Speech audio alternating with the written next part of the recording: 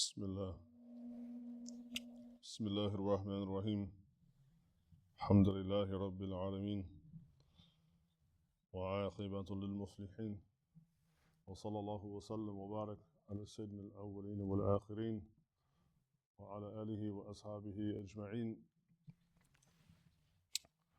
So we had talked last week when discussing some of the fada'il or the merits of this chapter, the 10th chapter, Surah Yunus. And we said that from a general overview, the surah was revealed in Mecca, and one of the overall arching themes obviously is tawhid, talking about the oneness of Allah Ta'ala, and particularly from the aspect of rububiyyah. Now, I don't know why some find this term controversial. It's true, it's not a term that we really find from amongst the Salaf, and yet in later times, as a kind of ala or as a tool for teaching, they try to explain some of the aspects or the important aspects of tawheed and breaking it down into different areas. I was reading something the other day, and the author, he said, رُبُوبِيَّةُ اللَّهِ مُسْتَقَلَّةٌ عن خُضُوعِ خَلْقِهِ لَهُ أو عدمه. He said that the lordship of Allah Ta'ala, that it is independent or is not dependent upon the khudu'i khalqihi, on the submission or the istislam or the inqiyad, on the whether his creation submits to Allah Ta'ala or not, whether it obeys him or not, that Allah Ta'ala, he is always Rabbul Alameen. And so actually even last Sunday in our Arabic class when we were reading from the Risala of Ibn Abi Zayd al-Qayrawani rahimahullah, he talked about something similar about the Sifatullahi wa Asma'uhu, about Allah's names and attributes, and that he has these names and he has these beautiful, excellent names and attributes not due to him having to do anything, meaning that they're not conditional or they're dependent, and that's why he wrote that they are, mustaqalla, that they are independent of Allah Ta'ala having to do anything. So for instance, Allah Ta'ala is Ar-Rahman. Allah Ta'ala is infinitely merciful. And he does not have to show me or you mercy, or in a way that we would comprehend it to be merciful, in order for him to have the name of Ar-Rahman. Likewise, Allah Ta'ala is Al-Aziz, he is Al-Jabbar, he is powerful. But he does not have to demonstrate his power in a way to me that either I comprehend or is pleasing to me or in alignment with my agenda, meaning that Allah Ta'ala, I will think of him as Al-Aziz and Al-Jabbar, I will think of him as all-powerful if he destroys my enemies. But if he doesn't destroy my enemies, or he doesn't make me rich, or he doesn't exalt me in the land, then no, he doesn't have these qualities. And so he said, no, that هذا خطأ. He said, صفاته مستقلة عن خضوع خلقه أو عدمه, that they are independent of this. And so this chapter, it talks a lot about tawheed from different angles. Another important angle that, as we mentioned last week, that tawheed or believing in the oneness of Allah Ta'ala, it should actually fi ma'thur fi akhlaqi khalqihi. It should actually have an impact that we should see in our behavior. And so for this reason, this chapter over and over and over through, in English, what we call through different vignettes, fi hikayat or fi qasas, in different ways. Throughout just this chapter alone, Allah Ta'ala talks about broadly tawheed, but one of the major aspects of it is through the lens of shukr. So he talks about it through the lens of shukr and tying the idea of sidq to ikhlas. Because we said what? Being truthful, right? Being truthful in Islam, we call in English sincerity, is not, like we think of sincere as we said, like, well, not telling a lie. That is true. But what is the greatest truth and therefore the greatest lie? From the Islamic point of view, the greatest truth is La ilaha illallah. Therefore, the greatest lie is what? Ilahun ghayra, that there is some other deity other than him. Or that tad'u bi ghayrillah, that you would call upon other than Allah. This is the greatest lie. Therefore, the greatest truth, and therefore the greatest form of sincerity, is to believe in Allah Ta'ala as one. And so Allah spends a lot of time in this chapter approaching tawhid from the point of view of shukr, of being grateful, but also of being sidq, right? Or rather having sidq, of being sadiq, of being honest in all situations. Sure, when things are going easy, right? حتى إذا كنتم في الفلك وجرين بهم بريح طيبة, right? So that, when things are going your way and the wind is blowing in favorably in your direction, وَفَرِحُوا بِهَا, and you're very happy with this set of situations, فَالسُّؤَالُ وَيْنَ الشُّكْرُ, right? So the question then in this case is, well, where is your gratitude? Sometimes we think that the only time to express gratitude is when the chips are down, when things are hard or whatnot. Of course, that is something that we use, again, نستخدم كآلة or آلة, like we use this kind of like as a tool in that situation. But from a higher point of view, gratitude is something we should express to Allah Ta'ala in times of ease, في السراء والضراء, in times of sahal والضر, right? In times of ease and in times of hardship. And so he gives us several different small insights into instances or situations that people found them in. On one hand, things are going great. I'm enjoying my life. The wind, I have this literally, rihin tayyiba. The wind is sweet and is blowing in my direction and everything is great. And then, ja'at rihun asif. Then my circumstances change. And the reason why he says, da'wa Allah mukhlisina lahuddin. When the circumstances change, yes, people call upon Allah with all sincerity. But you're not sincere if you're not calling upon Allah Ta'ala in times of ease. So it's about not having this relationship with Allah where you don't remember Him and you don't think of Him in times of goodness, and that you only call upon Him in times of badness. And we don't want to make a parable in a way that we think of Allah Ta'ala as a person, but for the sake of an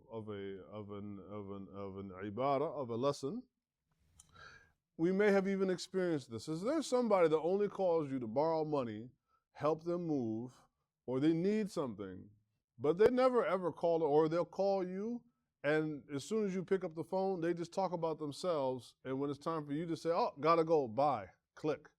Some of us may even have family members that are like this. So we can very much identify, and what we do not like we don't like that feeling. Now, again, let's not project feelings, our human feelings, onto Allah Ta'ala, but we can see how this is not being sincere. This is not being consistent. It's not being honest, and it's not being correct. And so, in an even greater sense, we should have this sense of shukr when things are up and when things are down to Allah. The other benefit then that comes of this, that Allah Ta'ala will demonstrate later on in the chapter and also throughout the Quran, is that when you are a person that is consistent in your devotion to Allah, in your ta'abbud, in your ibadah, in your ubudiyah, like in your worship of Allah, when you're consistent in it, then you will also have more resiliency, you will have more sabr, you will have more resiliency when things inevitably come back around on you.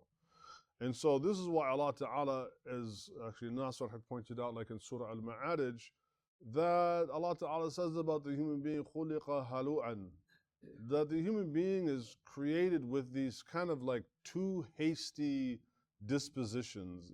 إِذَا مَسَّهُ الشَّرُّ جَزُوعًا, right? If some evil touches him or something, right, he immediately falls apart. Right? He has no sabr, he has no resiliency, just immediately falls apart. But إِذَا مَسَّهُ الْخَيْرُ, if some goodness comes to him, then he's what? مَنُوعًا. He doesn't want anybody else to have it. Becomes stingy, becomes greedy.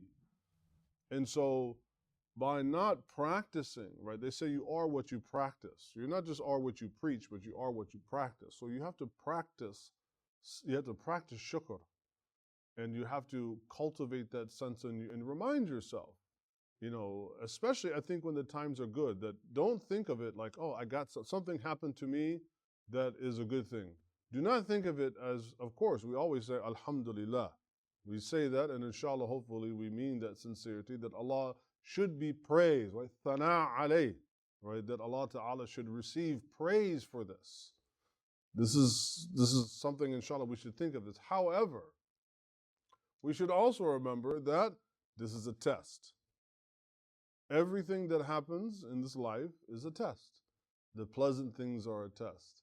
When you get the job, when you get the money, when you get the spouse, when you get the car, when you get this and that, when you go to your doctor and you get a clean bill of health instead of saying, hey, there's something on this chart I want you to look at, right? When you go to the doctor and you get the clean bill of health, هذا هو امتحان. This is a test for you. As Allah Ta'ala says in this chapter, He says, for instance, ثُمَّ جَعَلْنَاكُمْ فِي الْأَرْضِ خَلَائِفَ. We made you a khalifa, an inheritor in the earth, after the people were destroyed before you. لَقَدْ أَهْلَكَنَا الْقُرُونَ مِنْ قَبْلِكُمْ. We destroyed many people that came before you for their disobedience. After their messengers came to them and gave them clear proofs, وَمَا كَانُوا لِيُؤْمِنُوا, but they refused to believe, and so they faced the punishment for that. ثُمَّ جَعَلْنَاكُمْ خَلَائِفَ فِي الْأَرْضِ مِنْ بَعْدِهِمْ. Right? Then we made you the inheritors in the earth that would come after them. For what purpose? لِنَنْظُرَ كَيْفَ تَعْمَلُونَ. We want to see how you would act. So think about, in some ways, we have come generation, like jailun ba'da jail. We've come generation after generation of human beings. And we literally inherit everything from the generation that came before us. We inherit, the technology they leave behind. We inherit the earth that they leave behind. We inherit all of these things that we literally just kind of walk into in our lives. Who's the architect of all of that? Allah Ta'ala is the architect of all of that. So we walk into all of that. But do we, when we walk into it and say, oh, wow, man, this is, we laugh like, oh, man, I remember when we had a phone that was attached to the wall, that had the cord and the cable, and now our kids are born with this, right? And sometimes we get frustrated because as you get older, the dunya frustrates you sometimes, right? Especially when you realize that it's all an illusion, or it's not as fancy, as shiny as you think it is. It's just distracting. But for the youth, they see this like, oh man, this is amazing. What we have to remind them, instead of always kind of just being grumpy, is saying, hey, look, this is pretty nice.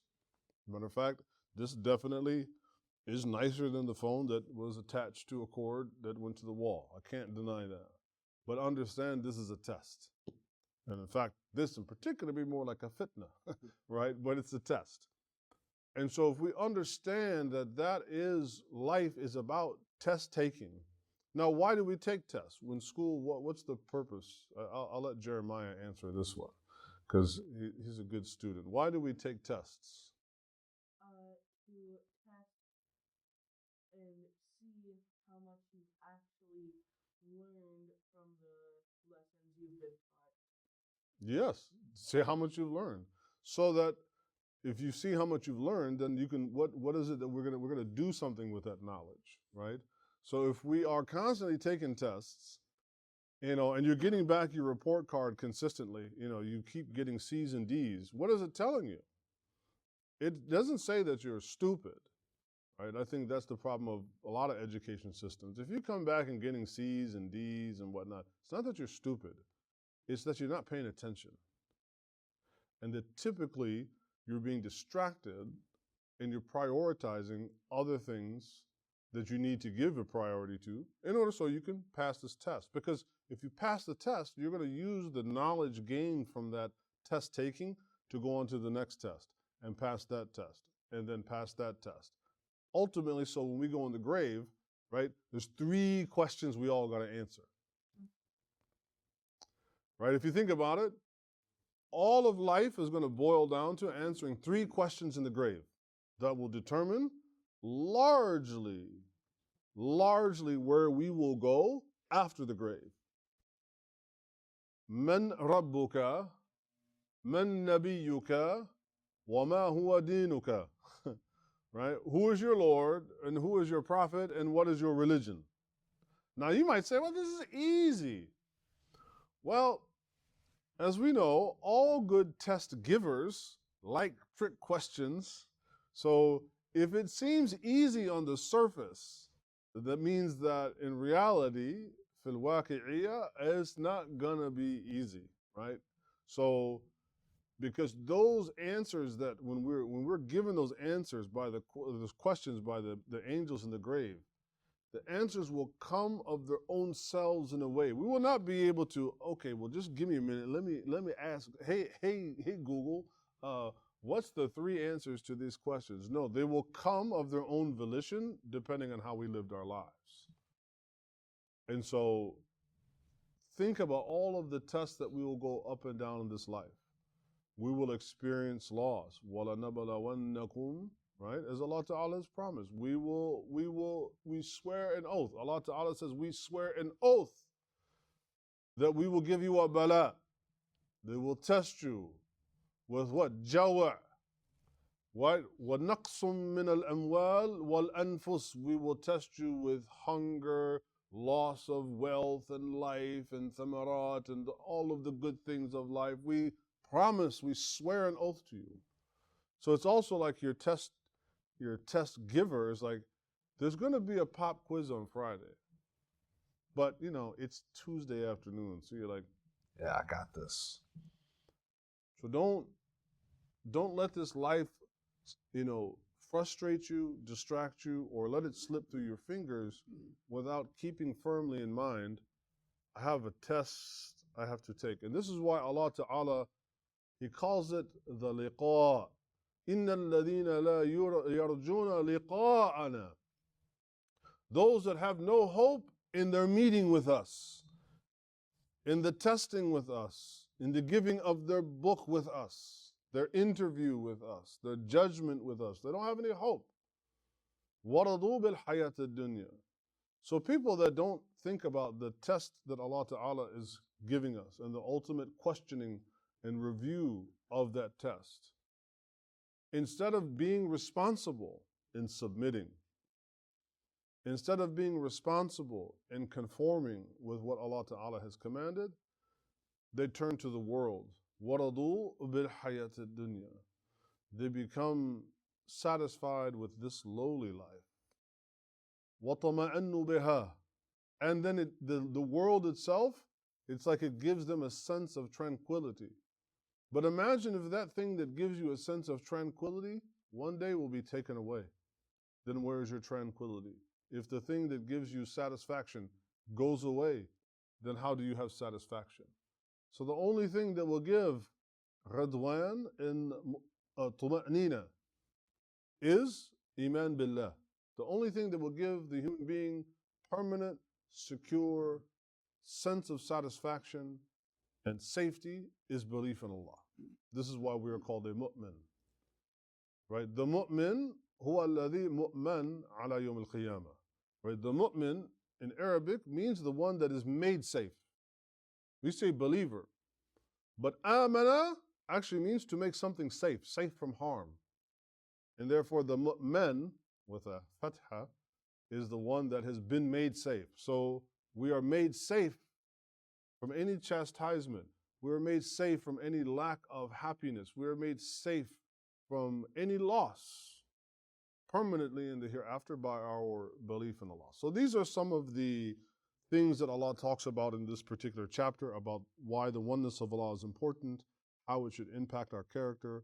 One of the abawab, one of the doorways to the cultivating and developing sabr and resiliency is the displaying of shukr, of gratitude to Allah Ta'ala.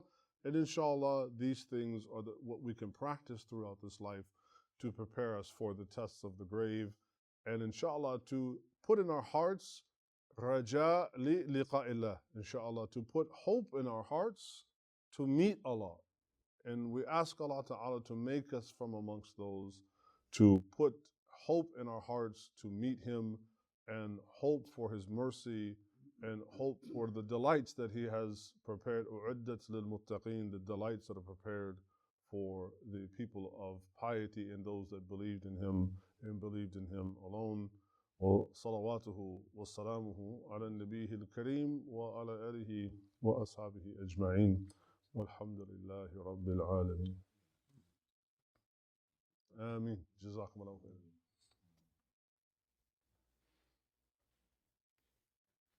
Okay, coffee man. Your turn.